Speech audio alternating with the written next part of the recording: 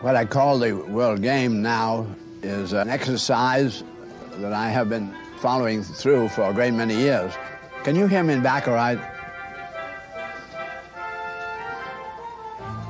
And it started with my being in the United States Navy at the time of World War I.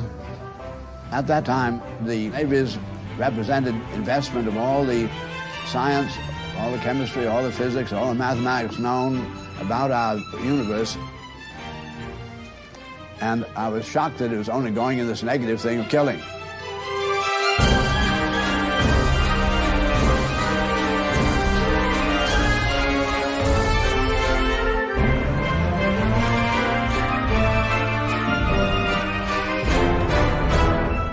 We had this extraordinary technology. Men were not doing anything with that kind of accuracy on the land in relation to trying to make man a success. It became very quickly apparent that the fundamental raison d'etre in all of our statecraft was based on Thomas Malthus. Now, Thomas Malthus was the scientific servant of the masters of the earth at the time. He's the first economist in the history of man to receive the total vital statistics from around the spherical earth. And in 1800, he wrote his first book, which he said apparently man was reproducing himself much more rapidly in producing goods to support himself. Therefore, very sad, but man is supposed to be a failure.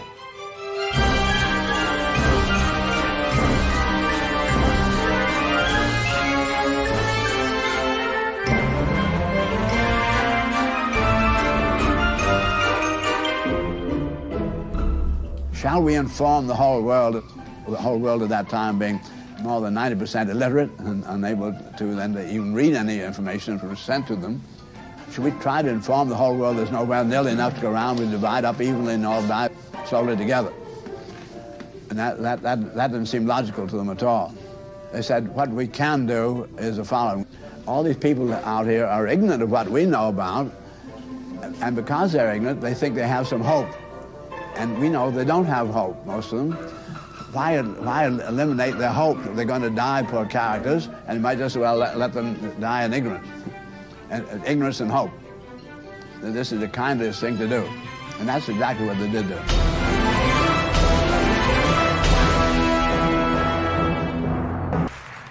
What if I told you, John, what many see as problems in the world are actually solutions in transition?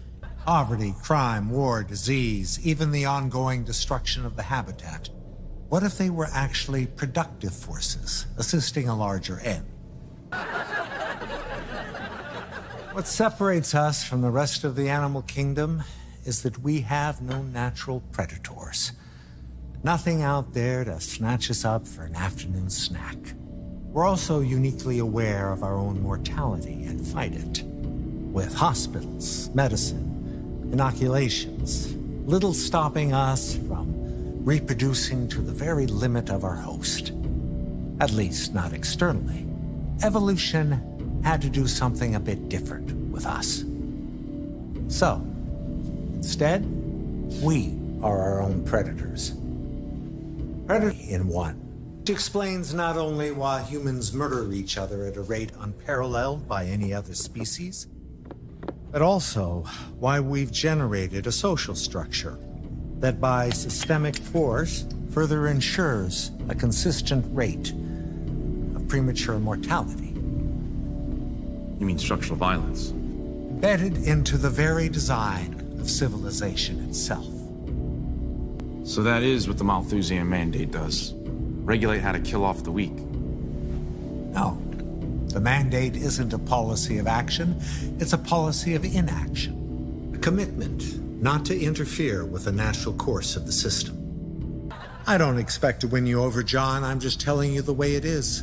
I agree it's ugly, but without the premature death that capitalism brings in the form of inequality, that planet would have flown off its axis long ago. As you know, the Industrial Revolution set in motion population growth that was hyperbolic. And out of the 70 million who now die each year, 30 million do so because of unequal conditions. So 40% of all global deaths are structurally inflicted. You know there's a word for that, son.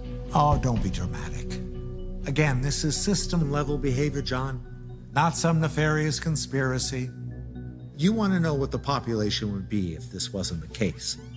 If we removed inequality-driven mortality for the last 100 years, accounting for fertility, about 16 billion would be sucking up resources on that planet today, with a carrying capacity still at only 10 billion. And you think things are messy now?